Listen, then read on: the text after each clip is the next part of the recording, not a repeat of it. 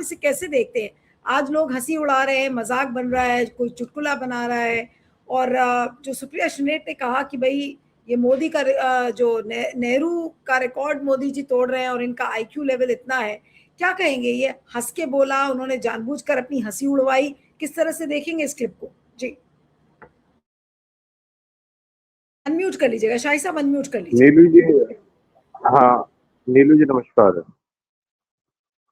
मुझे लगता है कि ये नरेंद्र मोदी की बड़ी शातिराना एक चाल है, जिसमें वो हेडलाइंस बदलते रहे।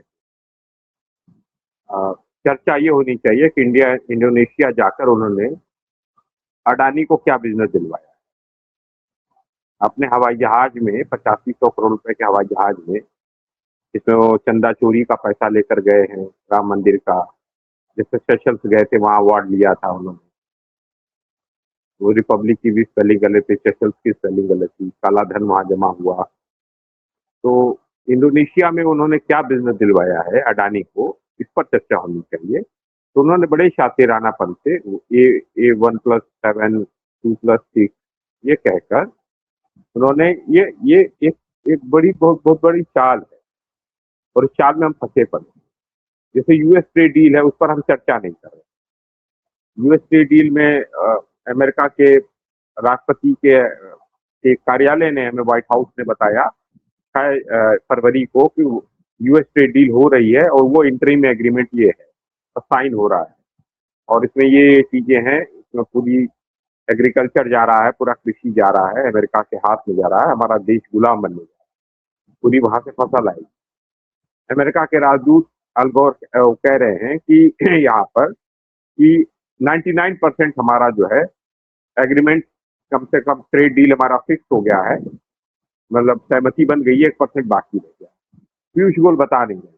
तो सवाल उन चीजों पर ना जाकर इन सब मुद्दों पे जा रहा है। हमें ये जांच करना चाहिए कि नरेंद्र मोदी ने हवाई जहाज में कितना पैसा लेकर गए, भारत से कितना काला धन लेकर गए, विदेशों में काला धन जो जमा हो रहा है विदेशों में, क्या नरेंद्र मोदी के हवाई जहाज से वो काला धन जा रहा है? क्योंकि बिना जांच के जाता कि प्रधानमंत्री है, प्रोटोकॉल, उनके हवाई जहाज की जांच नहीं हो सकती। तो क्या उनकी मार्फत से अडानी अपने पैसों को रूट कर रहा है अमेरिका में, बाकी सब देशों में, इंडोनेशिया में? क्या क्या बिजनेसेस नरेंद्र मोदी ने दिलवाया है, इस पर चर्चा होनी चाहिए। उसकी जगह पे नरेंद्र मोदी ने नैरेटिव सेट कर दिया है और हेडलाइंस बदल दिया, और हम उस हेडलाइंस के पीछे जा रहे हैं कि नरेंद्र मोदी पढ़े लिखे नहीं है। वो सबको पता है, वो आपको पता, हमें छोटे बच्चे को पता कि नरेंद्र मोदी 4 पास हैं कि 8 पास हैं कि 9 पास हैं, 10 पास हैं, कि इंटायर पॉलिटिक्स में एमए है। ये पिछले 12 वर्षों से लगातार इस पर चर्चा हो रही, कोई नई चीज है नहीं। तो आप जो आदमी लेकिन शातिर बहुत, क्योंकि आरएसएस एक आतंकवादी संगठन है, और उस आतंकवादी संगठन के अंदर जो है एक शिक्षा बहुत दी जाती है कि कैसे हेडलाइंस बदले। और पिछले 12 वर्षों में इस नरेंद्र मोदी की सरकार, जो मौजूदा सरकार है, वो रोज जो है हेडलाइंस बदलती है। और अब जो है वो हेडलाइंस रोज नहीं बदल रही है, वो हर 3-4 घंटे पे एक हेडलाइंस बदल देती है, और हमको एक हेडलाइंस दे देती है जिस पर हम चर्चा करते हैं। बाकी सब मुद्दों से ध्यान भटक जाता है।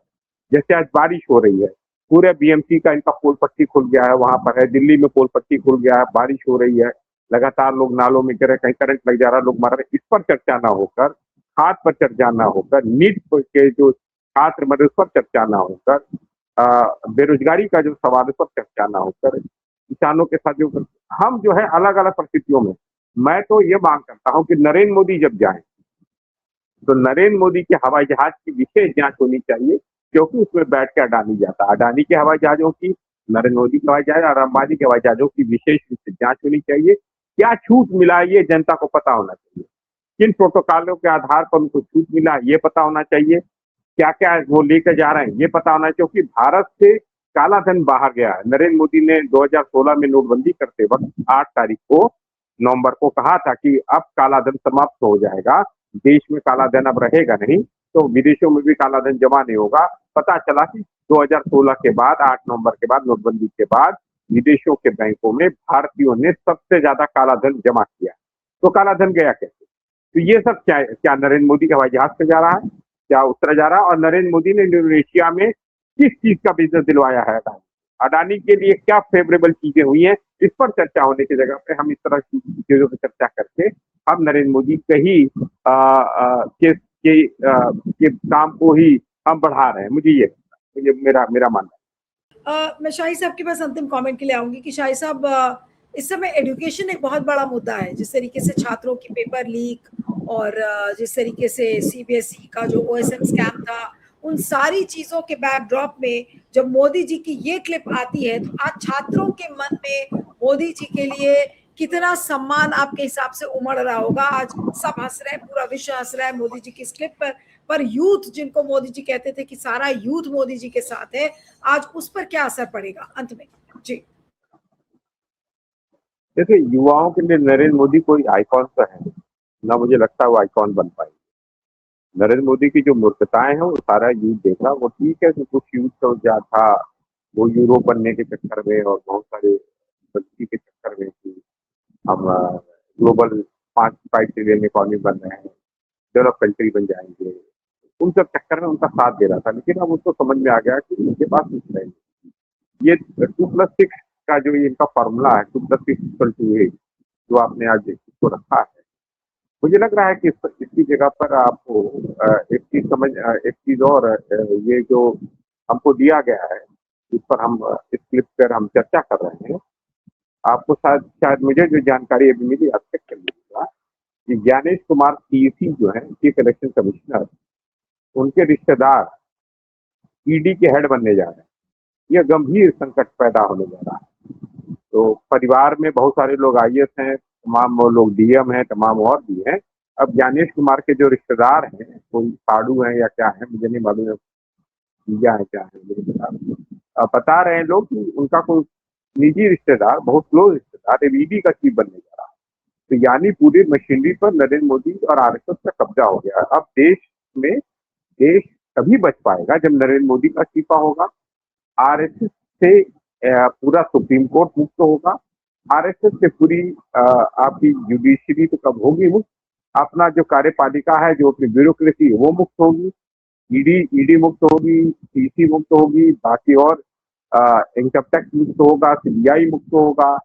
उसके अलावा इन्होंने पेंट्रेशन कर लिया है जहां जहां स्टेट में भारतीय जनता पार्टी, वहां के पुलिस में भी उन्होंने आरएसएस माइंडसेट के लोगों को ही प्रमोशन दिया है और साथ साथ सेना में भी पेंट्रेट करने की कोशिश की है। सेना में भी उन्होंने पेंट्रेशन की, ये हमारे लिए बहुत खतरनाक हो जा रहा है। तो ये सब चीजें हमारे लिए बहुत नुकसानदायक है और मुझे लगता है इस पर अब गंभीर चर्चा होने की जरूरत है। अब धर्मेंद्र प्रधान और ये चपरासियों का, अब नरेंद्र मोदी वहां पर मालिक है और नरेंद्र मोदी एक व्यक्ति है और उसके अलावा जितने मैक्सिमम एक अमित शाह है, 2 ही है, कुछ गडकरी चले, बाकी सब चपरासी की हैसियत है। तो चपरासियों के इस्तीफे से काम नहीं चलेगा। इस्तीफा अब नरेंद्र मोदी का होना चाहिए और मोहन भागवत से और आरएसएस से मुक्ति देश का होगा, तभी देश बच पाएगा, अन्यथा देश में कुछ बचने वाला नहीं है। मैं आज फिर से कह दे रहा हूँ, बड़ी जिम्मेदारी से कह दे रहा हूँ, अगर आरएसएस इसी प्रकार से देश के अंदर संस्थाओं पे कब्जा करता रहेगा और सबसे ज्यादा है, और मैं पत्रकार साथियों से भी कहता हूँ कि ऐसे तो बहुत सारे पत्रकार साथी हैं, 2-3 लोगों को मैंने देखा शादियों में नाचते गाने आज भी है। किसी कवि, बड़े कवि का शादी तो शायद आप उसमें आप नहीं बुलाई गई क्योंकि आपको उस लायक नहीं समझा होगा, क्योंकि आप मोदी भक्ति में लीन नहीं है। तमाम मोदी भक्त पत्रकार घूम रहे हैं इधर से उधर, अब लोग लाइजनिंग कर रहे हैं, अब नेटवर्किंग कर रहे हैं कि कहीं सांसद बन जाए, कहीं विधायक बन जाए, कहीं 2+6 का फार्मूला A+B और 2AB वाला फार्मूला लेकर घूमे। ये सब चीजें चल रही है। मालिक बिक गए, चाहे अखबार के मालिक हो, चाहे टीवी चैनलों के मालिक हैं, ये बिक गए हैं। पत्रकारों की EMI है, पत्रकार एक सामान्य परिवारों से आने वाले लोग हैं और उनकी EMI, उनके घर की EMI, उनके बच्चों की फीसेस हैं और उनकी गाड़ियों की भी, उनके घरों में मेडिकल बिल्स है, उनको पे करने के लिए वो बेचारे जान रहे हैं गलती हो रही है। क्योंकि अगर ऐसा नहीं होता तो यही पत्रकार प्रेस क्लब ऑफ इंडिया में आकर वोट करते हैं, तो प्रेस क्लब ऑफ इंडिया में आकर वह आरएसएस के जो पैनल्स होते हैं उसको हरा देते हैं, आरएसएस माइंडेड पैनल को हरा के सेकुलर माइंडसेट के पैनल को जिता देते हैं। तो ऐसा क्यों है? तो यानी पत्रकार बाई नेचर सेकुलर है, बाई नेचर वो है, लेकिन वो बेचारे फंस गए हैं। अब अंजना कश्यप, ये चित्रा त्रिपाठी और इस तरह के स्टफ जो है उनकी बात मैं नहीं करता, सुधीर चौधरी टाइप के दिहाड़ी पत्रकार और दिहाड़ी पत्रकारों की बात नहीं करता हूँ मैं। ऐसे बहुत सारे लोग हैं और अब चर्चा गांव में एक और चीज की हो गई, मैं बता दे रहा हूँ। राम मंदिर से जो चंदा चोरी नरेंद्र मोदी ने करवाया है, उससे ये पता चल गया है कि राम मंदिर का चंदा चोरी करके नरेंद्र मोदी और मोहन भागवत ने सोने की लंका बनवाई। मोहन भागवत ने जो झंडे वाला में आरएसएस का जो सोने की लंका बनवाई कार्यालय, सोने की लंका जनता कह रही है। और नरेंद्र मोदी ने भारतीय जनता पार्टी और अमित शाह ने भारतीय जनता पार्टी, नृपेंद्र मिश्रा एक बहुत बड़ा बेईमान चोर आदमी है, बहुत बड़ा भ्रष्ट है, बेईमान है, देशद्रोही है, वो बहुत बड़ा देशद्रोही है। उसको तो पकड़, उसकी तो तुरंत गिरफ्तारी हुई, वो बच गया है। उसने पैसा चोरी किया है, कंस्ट्रक्शन में सभी बच 40% गए। कमीशन खाया है राम राम मंदिर खर्च में। राम मंदिर में तो जो असली चोर है देखिए, वो सभी जनता बच गए।